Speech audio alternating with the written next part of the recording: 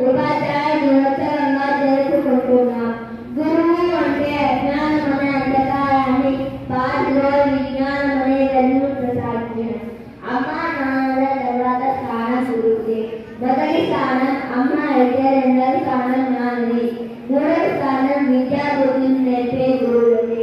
అందుకే పెద్దలు మాతృదేవోభవ, పితృదేవోభవ, ఆచార్య దేవోభవ అన్నారు. విద్యార్థులు ఉన్నత శిఖరాలను అధిరోహించాలని కోరుకునే వారు గురువే. నడక, నిజాయితీ, నిబద్ధత నేర్పే స్ఫూర్తిదాత, విజ్ఞాన విధాత గురువు కాక ఇంకెవ్వరు.